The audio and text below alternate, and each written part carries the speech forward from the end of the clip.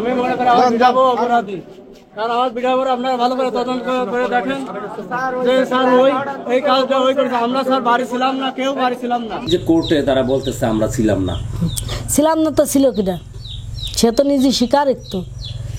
নিজে যখন স্বীকারোক্ত তার তো কোনো আবার কিছু করা লাগে না, করা লাগে। হিটু শেখ এবং হিটু শেখের ছেলের দাবি ওই ঘটনার সাথে মূল জড়িত হামিদা। তাদের দুইজনেরই দাবি ওই ঘটনার সাথে নাকি হামিদাই হলো মূল জড়িত। তারই উচিত জবাব দিলেন এবার আসিয়ার মা। চলুন আমরা দেখে নেই আসিয়ার মা খুব সুন্দরভাবে চমৎকারভাবে তারই উচিত জবাব দিলেন। তাহলে দেরি না করে ভিডিওটি শুরু করা যাক। আসিয়ার জীবনটা ধরো হাসি খুশি জীবনটা ওরা নষ্ট করে দিতেছে। তারপরে ওর যে স্বপ্নটা ছিল সে স্বপ্ন ওর নষ্ট, ও বাঁচে থাকার আশাটা ওরা ধ্বংস করে দিচ্ছে। এমন নরপশু ওরা, তা আমি নরপশুকে ফাঁসি চাই। আর যে কটা ওর সাথে সহযোগিতা করছে সেই কটার আমি সর্বোচ্চ শাস্তি দেখতে চাই। যে শাস্তি আদালত এই করতে পারে, সর্বোচ্চ শাস্তি গ্রহণ করতে পারে, সেই শাস্তি যেন উগারে দেয়। আজকে কোর্টে গেছিলাম, 3 দিনই যাচ্ছি, দেখা যাক আইনজীবীরা কি করে। আর তার সাথে জনগণও আছে, পাশে আছে, সবাই আছে।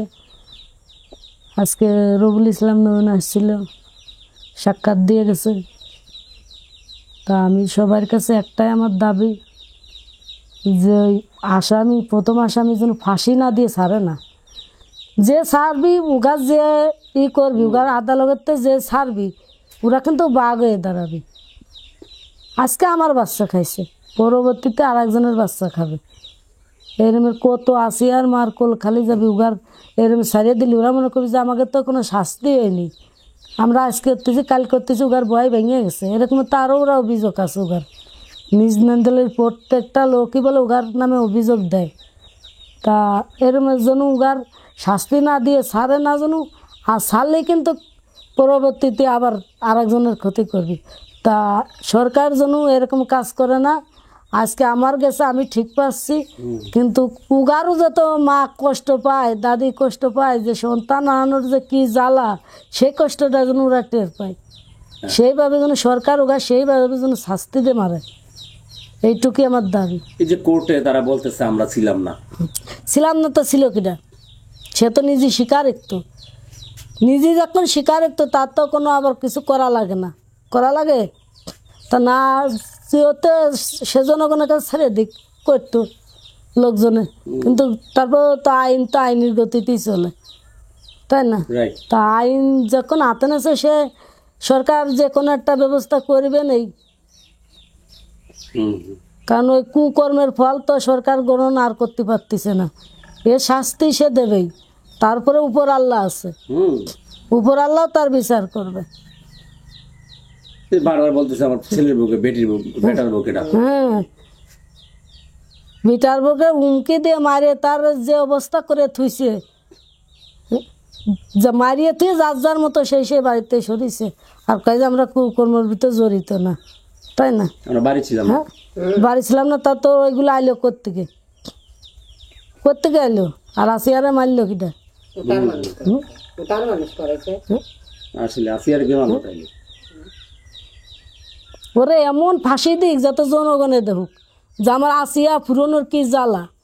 একটু ফুটা বাচ্চারা যে কষ্ট দিয়ে দিয়ে মারিছে, তিলে তিলে মারিছে।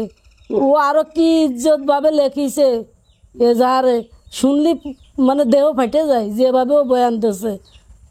সালান্নর পশু এজাহারে ও বক্তব্য দিছে না, কতভাবে কিভাবে বেলেগ দিয়ে কাটছে, জায়গা করে নেছে, এইভাবে একভাবে বর্ণনা দিয়েছে ও। মানুষ আমার আসিয়ার যে কষ্ট দিয়ে মারিছে, আমি সরকারের কাছে আবেদন জানাচ্ছি ওই সবভাবেই যেন ওই নরপশুর ওইভাবেই যেন মারে, যাতে জনগণের দেহে ভয় পাক যে কি পশুকের কি শাস্তি ওষুধ, সেইভাবে ভয় পাক। তাহলে আর হয়তো আমাদের সমাজে যাতে আর কোনো অন্যায় অত্যাচার না হয়। আপনি তো আসিয়াকে হারাই ফেললেন, আর চিরতরে আর জীবন আদর করতে পারবেন না। আর কোনটা আদর করবো? এমন জায়গায় দেশে যে আমার কি আর আদর করার জায়গায় দেশে নাকি যে আমি আদর করব? আমার 4টে বাচ্চা ছিল আমার শোনার মতো। হ্যাঁ। আমি গরিব হলো, আমার 4টে বাচ্চা কোনোদিন কারো কাছে হাত পাতি নেই, জাতি দেয় নেই। আর সেই সব বাচ্চা যদি আঘাত করে তাহলে সেই মা কত কষ্ট পাতি পারে। যেভাবে ওকে লেখাপড়া শিখেছি, ক্লাস 3-তে পড়েছি, আমি একটা প্রাইভেট পড়াই নেই, তবু আমার মনে 4 রোল ছিল। হ্যাঁ। আমার মনে খুব চঞ্চল ছিল, চালু ছিল আমার আসিয়া।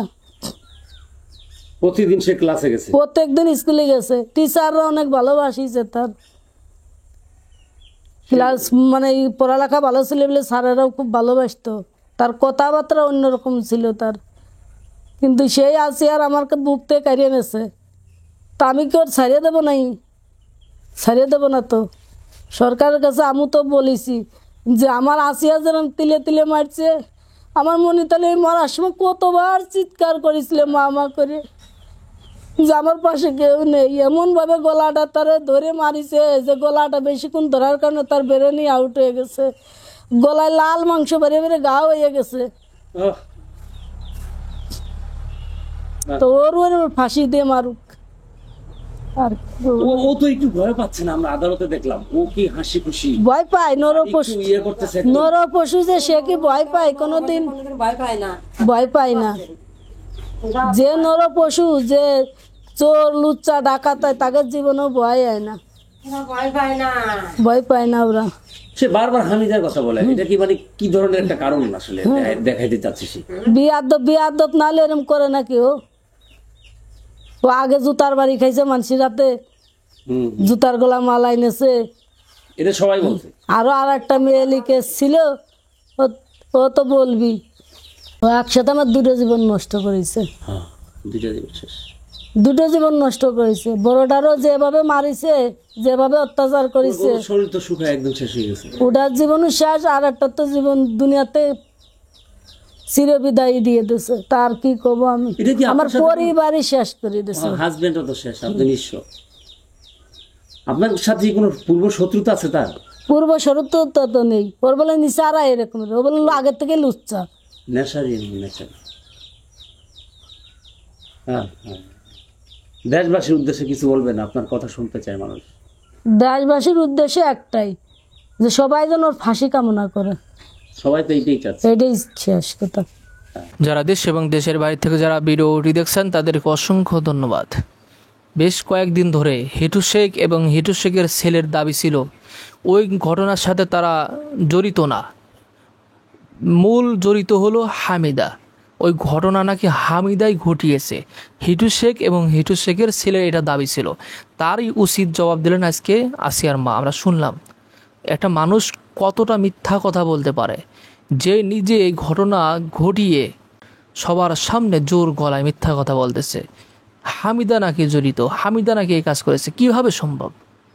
যে নিজে স্বীকারোক্তি দিয়েছে, ডাক্তারের রিপোর্ট অনুযায়ী সব কিছু বর্ণনা করেছে, সে কিভাবে কি করেছে, ওই হিটু শেখ কীভাবে, আসিয়া কিভাবে কি করেছে, সব কিছু বর্ণনা কিন্তু দেশে। এমনকি পরীক্ষার যেগুলো রিপোর্ট, সেটাও কিন্তু বাস্তবে সত্য প্রমাণিত হয়েছে সেই কাজ করেছে। তারপরও কিন্তু গলায় জোর দিয়ে বলতেছে। গলায় জোর দিয়ে বলার এটাই কারণ, তার মধ্যে কোনো ভয়ভীতি নাই। দেখা যাচ্ছে তার মধ্যে কোনো ভয়ভীতি কিন্তু নাই, শুধু মিথ্যা কথা বলতেছে বাঁচার জন্য। আসলে এতদিন দেরি হওয়ার কারণে যত দিন যাচ্ছে তত ষড়যন্ত্র কিন্তু বাড়তেছে।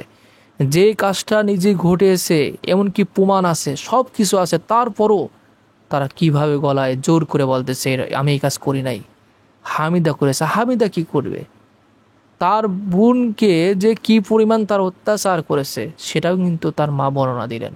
আসলে এদের বিচার আর দেরি হওয়া দরকার নাই, এদের বিচার খুবই দ্রুত হওয়া দরকার। যত দিন দেরি হবে, যত দেরি হবে, যত সময় বেশি লাগাবে, তত ষড়যন্ত্র কিন্তু বাড়বে। আমরা চাই যে দোষী তাকে উচিত শিক্ষা দেওয়া হোক, তাকে সবার সামনে শাস্তি দেওয়া হোক, যাতে এটা দেখার পর পরবর্তীতে এরকম ঘটনা কেউ ঘটাতে সাহস না পায়। যারা ভিডিওটি দেখছেন তাদের মন্তব্য অবশ্যই কমেন্টে জানাবেন।